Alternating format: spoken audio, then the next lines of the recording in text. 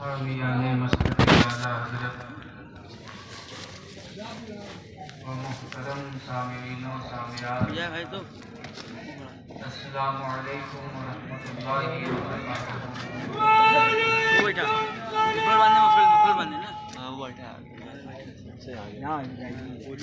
अरे बच्चा बैठो।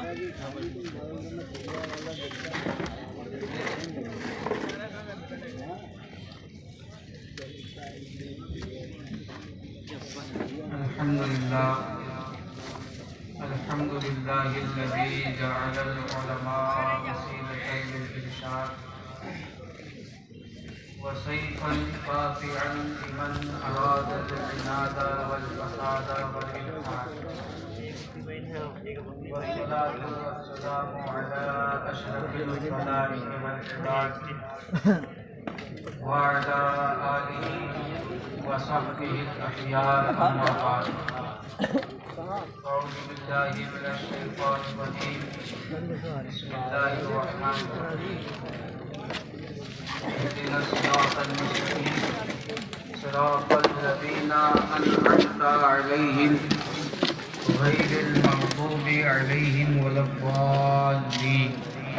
सदक़ल्लाहुल अज़ीम।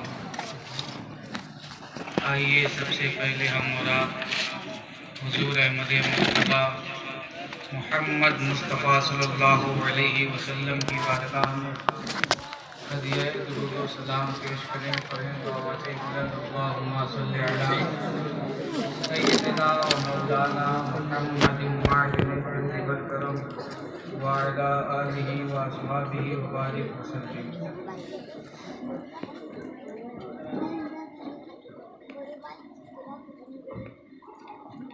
अल्लाह भी तालिब है तेरा, जिन्नो बशर भी। अल्लाह भी तालिब है तेरा, जिन्नो बशर भी। है अर्श तेरा खुल्द भी, अल्लाह का घर भी। हुई जिस वक्त उनको गवाही की ज़रूरत, हुई जिस वक्त उनको गवाही की ज़रूरत, बोल उठे पढ़ने लगे कलमा शजर भी। और सग हूँ मैं उबैदे रज़वी गौसो रज़ा का, आगे से मेरे भागते हैं शेरे गबर भी।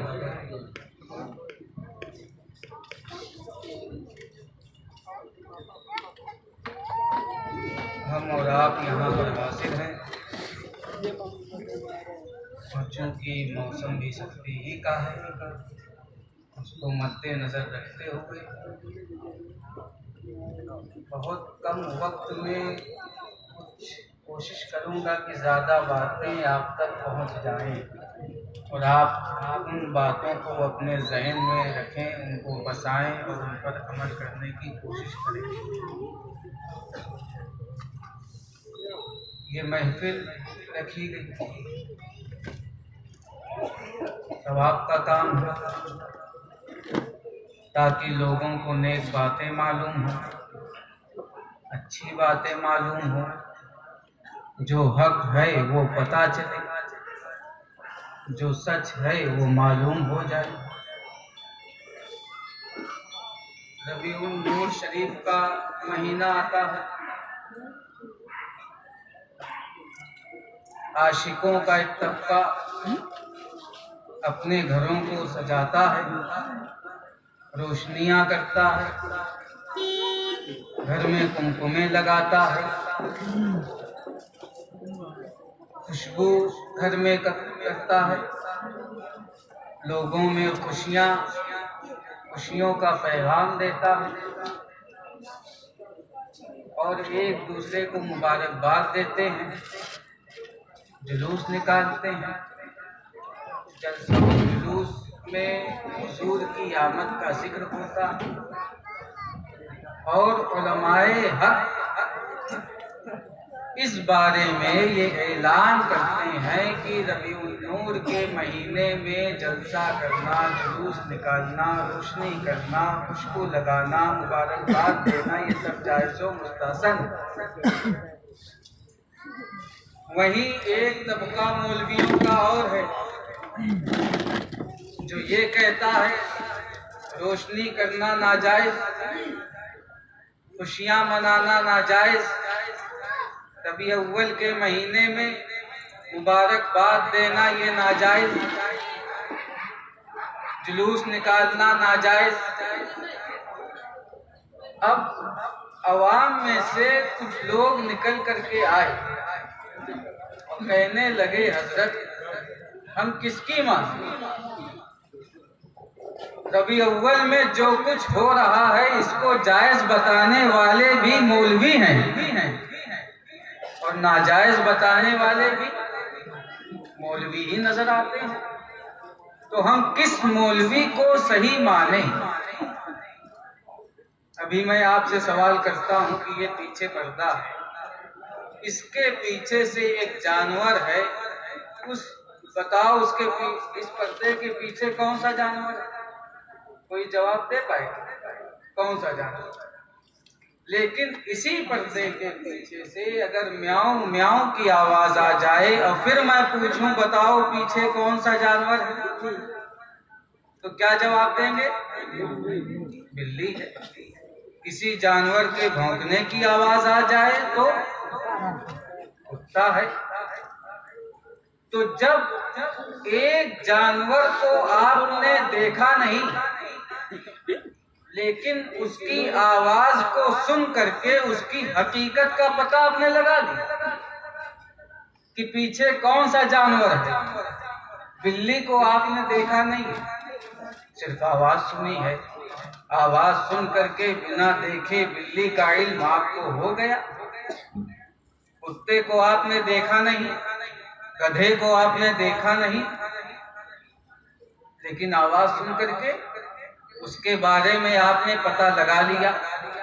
तो जब हमारे और आपके पास इतना अच्छा ज़हन है, अल्लाह ने ये शऊर दिया है कि हम एक जानवर को ना देखें लेकिन सिर्फ उसकी आवाज सुन ले तो उसकी हकीकत का पता लगा लेते हैं, तो वो दिमाग और वो ज़हन हम ऐसे मौके पर क्यों नहीं इस्तेमाल करते हैं कि एक शख्स एक आवाज आती है कि रबी अव्वल के महीने में ये रोशनी करना, मीलाद मनाना, नबी की विलादत का जिक्र करना ये नाजायज़ो हराम है।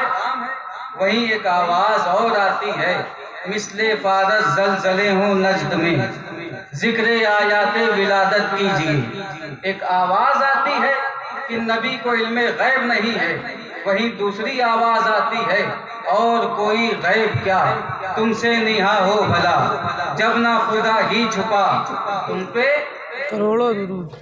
याद नहीं है क्या? एक आवाज आती है कि नबी मालिको मुख्तार नहीं है माज़अल्लाह, वहीं दूसरी आवाज आती है कि मैं तो मालिक ही कहूँगा कि हो मालिक के हबीब, यानी महबूबो मुहिब में नहीं मेरा तेरा। एक आवाज आती है माज़अल्लाह की नबी मर करके मिट्टी में मिल गए, वो खाक हो गए। वही दूसरी आवाज आती है कि तू जिंदा है वल्लाह, तू जिंदा है वल्लाह, मेरी चश्मे आलम से छुप जा छुप जा छुप जा। आवाज आती है कि नबी क़यामत के दिन किसी की बख्शिश नहीं करा सकते, वहीं दूसरी आवाज आती है कि पेश हक मुज़दा शफाअत का सुनाते जाएंगे, आप रोते जाएंगे, उनको हंसाते जाएंगे। मैं आपसे पूछना चाहता हूँ कि जब जानवर को देखे बिना उसकी आवाज सुन करके उसकी हकीकत का आप पता लगा सकते हैं कि बोलने वाला जानवर कौन सा है या बोलने वाला पक्षी कौन सा है, ये कौन सा परिंदा है, तो इन दो आवाजों में क्या आपको फर्क नहीं दिखता कि इन दो आवाजों में क्या फर्क है? अगर आप गौर करें तो साफ पता चलेगा। आने वाली दो आवाजों में एक आवाज उसकी है जो नबी का वफादार है और दूसरी आवाज गद्दार मुस्तफा है। क्या पता चल रहा है? एक आवाज वफादार मुस्तफा की है और एक आवाज गद्दार मुस्तफा।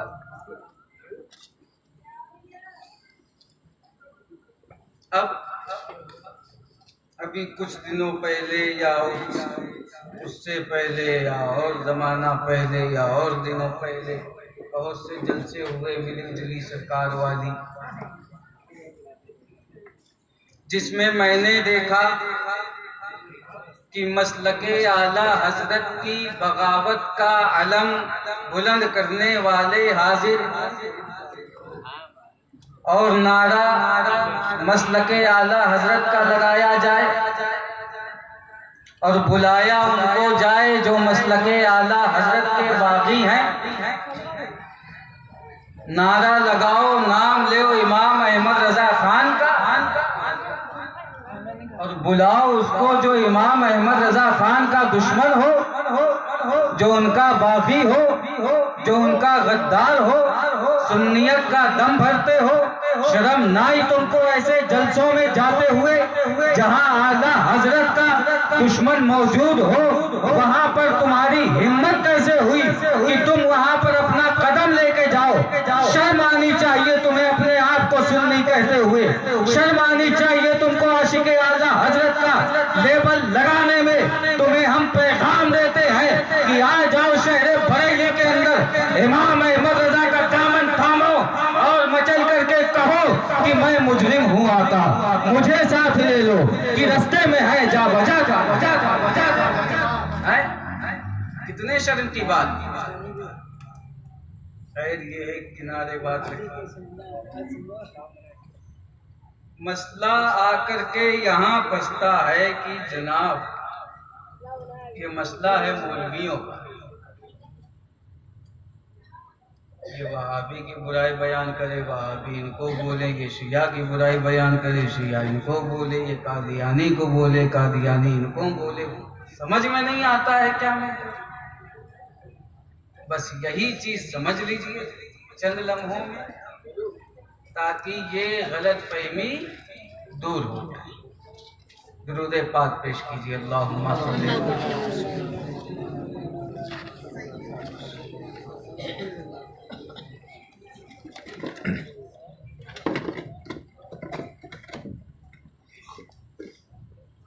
इतना मजबूत आदमी है फिर भी सामने ही आ गया। ये है हिफ्जुल ईमान। क्या है? हिफ्जुल ईमान लिखा है अशरफ अली थानवी ने। एक बात और याद आ गई कि ये है मिंबरे रसूल, लेकिन यहाँ से अगर हम वहाबी का नाम ले लें तो इसका मतलब ये नहीं कि हमने उसको इज्जत दे दी, जैसा कि कुछ लोग कहते हैं या कहते हुए नजर आते हैं। उनका नाम हमने अगर अपने मिंबर से, मिंबरे रसूल से लिया तो उनकी इज्जत हमने नहीं की या उनकी इज्जत ज्यादा नहीं हो गई।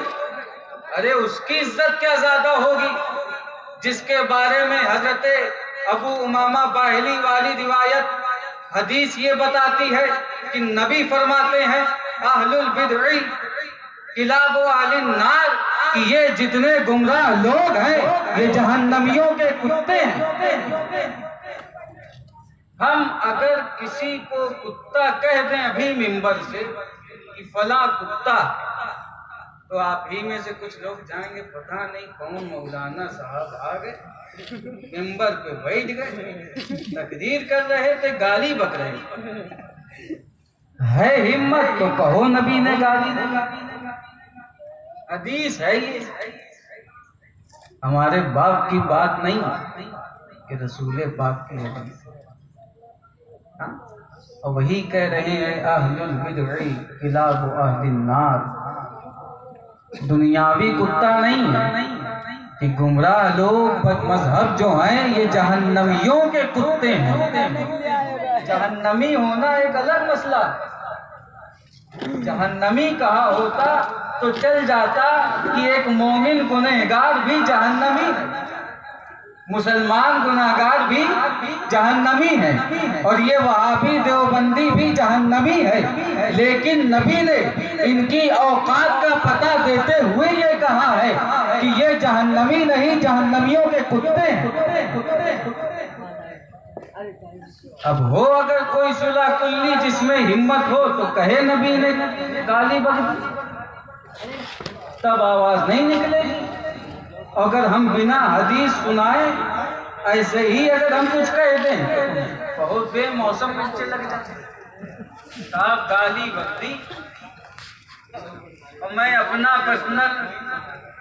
अपनी पर्सनल राय रख रहा हूँ। किसी के जहन में खलफशार आए तो अलग मसला है।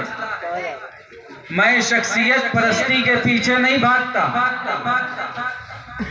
ये मेरी पर्सनल राय है, मेरी अपनी राय है। क्या कि अल्हम्दुलिल्लाह मुझे फख्र है कि हिंदुस्तान के अंदर एक ऐसी खानकाह मौजूद है जहां का हर एक मुरीदे सादिक अपने आप में वहाबियों के लिए खंजर बना हुआ।